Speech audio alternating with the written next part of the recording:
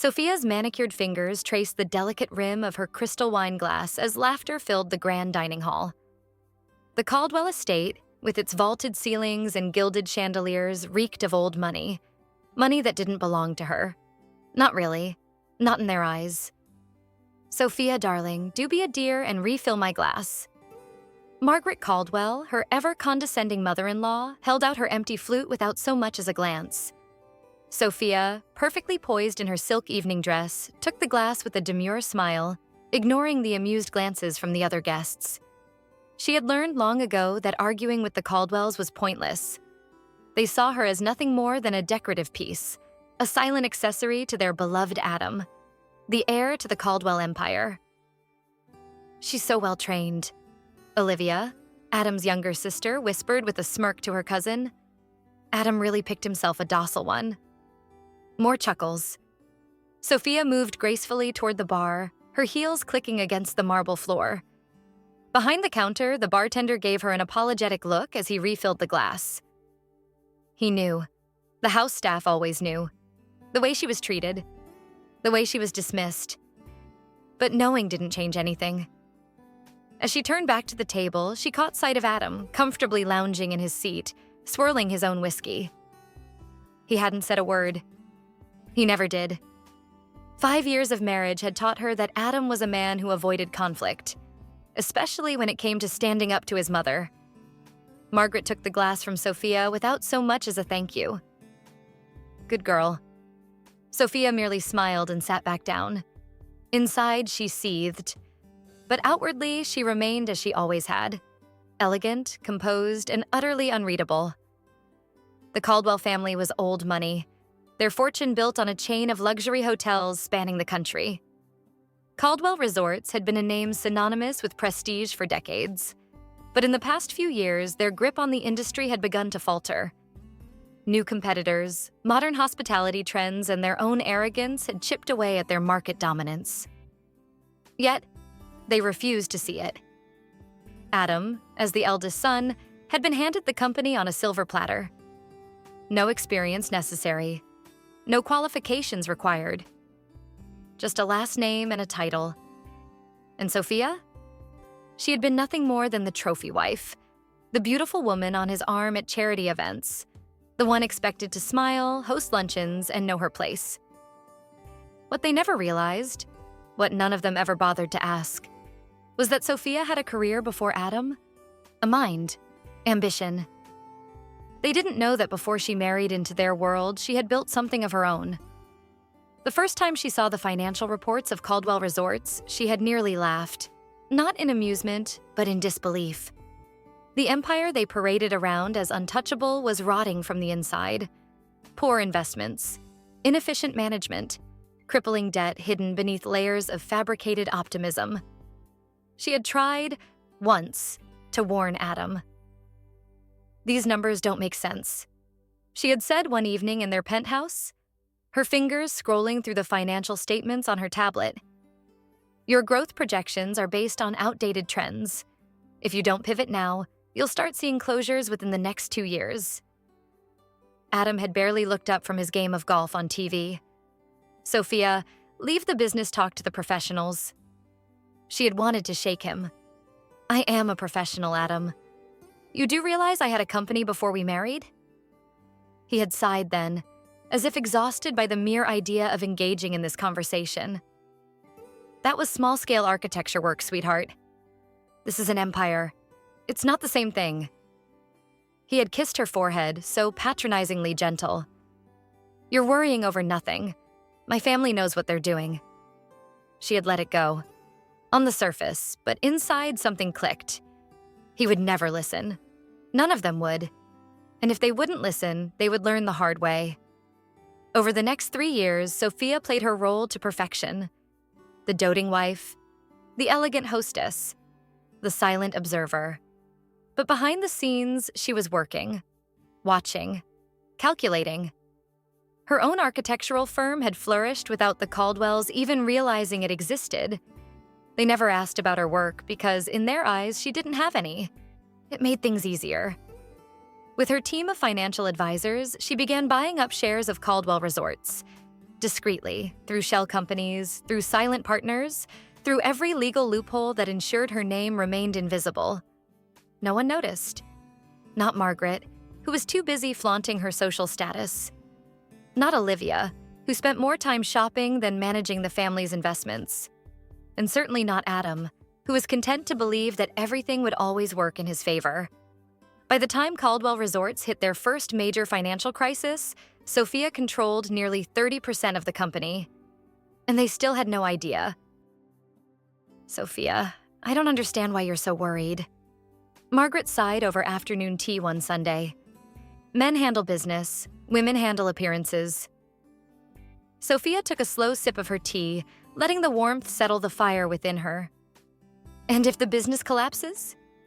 Margaret scoffed. Nonsense. Adam is leading us into the future. Sofia smiled then. A small, knowing smile. Of course. 2 weeks later, Caldwell Resorts announced their largest quarterly loss in the company's history. Panic spread through the family like wildfire.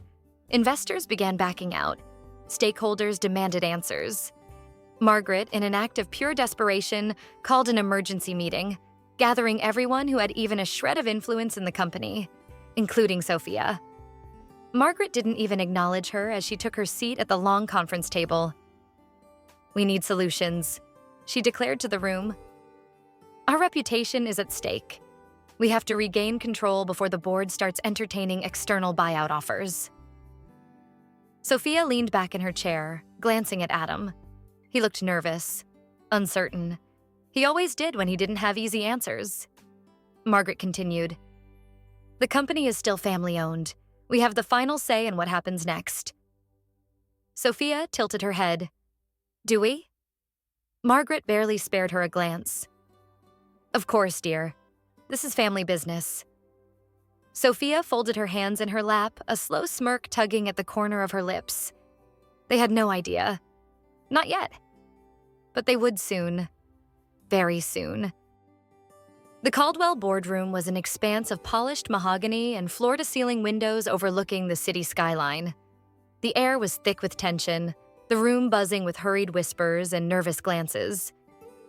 Financial reports lay scattered across the glossy table, each one painting the same grim picture. Caldwell Resorts was on the verge of collapse. Margaret Caldwell, ever the picture of controlled authority, sat at the head of the table, her fingers tightly clasped around a pen. Olivia, her daughter, scrolled frantically through her tablet as if willing the numbers to change. Adam, seated beside his mother, kept his gaze fixed on the table, his jaw tight with barely concealed stress. Sofia, as usual, was an afterthought, tucked away at the far end of the table. Just another silent observer. Just the wife. Margaret sighed, rubbing her temple. We have no choice but to take a private investor, she announced. We'll regain control in time, but for now, we need capital. A private investor? One of the executives, an older man with silver hair, adjusted his glasses. Who would invest in a sinking ship? Margaret straightened, her carefully maintained confidence slipping. That's why we need to act quickly, before the board considers selling to an outside party.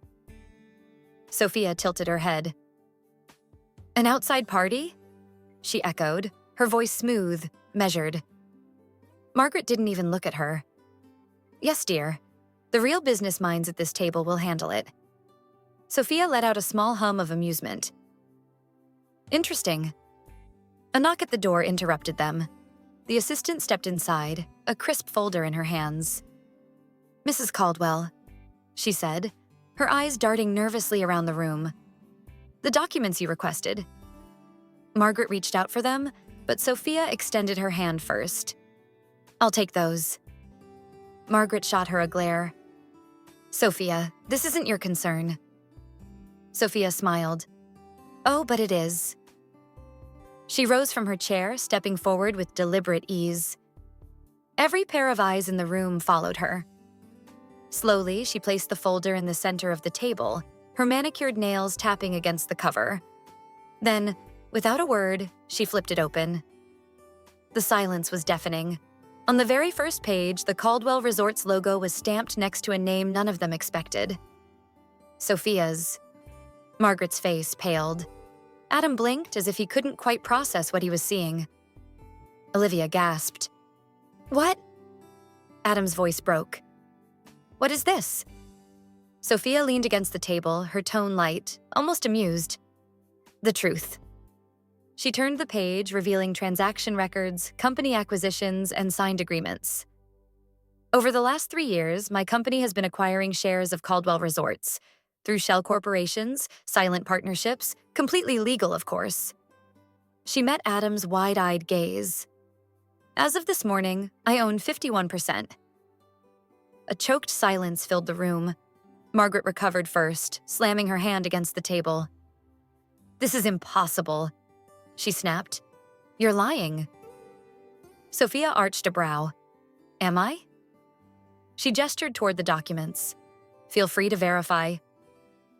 Adam grabbed the papers, flipping through them with frantic energy. His fingers trembled as he took in the numbers, the signatures. His face drained of all color. "No," he whispered. "No, this isn't right." Sofia's smirk deepened. "I believe the correct phrase is, 'This isn't fair.'" Margaret pushed back her chair, standing abruptly. "You tricked us," she hissed. "You manipulated us, used our resources." "I used nothing of yours," Sofia interrupted coolly. "I simply bought what you neglected. If you had been paying attention, perhaps you would have seen this coming." Margaret's eyes blazed with fury. "You can't do this." Sofia's gaze didn't waver. "I already have." Olivia let out a bitter laugh. "So what now?" she scoffed. "You kick us all out? Toss us onto the streets?" Sofia sighed, feigning disappointment. "Don't be so dramatic. This is business, Olivia. I intend to fix this company, not burn it to the ground." Margaret stepped closer, her voice low, venomous. "You were nothing when you married my son." Sofia met her gaze, unflinching. "And yet, here we are." Adam stood then, his chair scraping against the floor. "Sofia, we can talk about this." She tilted her head. "Like we talked about it when I warned you years ago? When I told you your projections were flawed? When I begged you to take my advice?" He swallowed hard, his throat bobbing. Sofia held up a hand. "Don't." Margaret's voice shook with fury. "You don't belong here, you never did." Sofia exhaled, then reached into her purse. From within, she pulled out a small, familiar object, a set of keys. She held them out to Adam. "The villa in Aspen," she said, her voice almost kind. "You can stay there, as a guest." Adam stared at the keys, his expression unreadable. Margaret's lips curled in disgust. "You think you've won?" Sofia chuckled. "I don't think, Margaret. I know."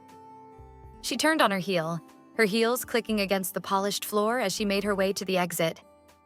The doors swung open before her, the weight of years of condescension, of dismissal, of being overlooked, falling away. She was no longer the pretty decoration at Adam Caldwell's side. She was the woman who had just taken everything they thought they controlled, and she was just getting started. The fallout was swift and brutal. Within days, news of the takeover spread through the corporate world like wildfire. Analysts speculated, investors scrambled, and the press hounded Margaret and Adam for comments. They had none. Because what could they say? That they had underestimated the woman they dismissed as nothing more than a pretty face? Sofia, meanwhile, wasted no time. She restructured the leadership team, brought in experts to overhaul outdated policies, and cut the dead weight that had been dragging Caldwell Resorts into the ground for years. Employees who had once feared the Caldwell's nepotistic rule now found themselves thriving under her leadership. Stock prices soared, clients returned. And Sofia? She flourished. One afternoon, as she stood in her new office, a sprawling corner suite once occupied by Adam, her assistant knocked. "Ma'am, there's a delivery for you." Sofia raised a brow as she accepted the envelope.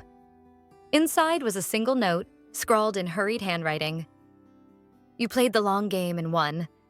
I should have listened to you years ago. Take care of what we built. It was signed by Robert Caldwell, Adam's father. Sofia exhaled, folding the note neatly before placing it in her drawer. Then she straightened, looking out over the city that was now hers to command. She had arrived.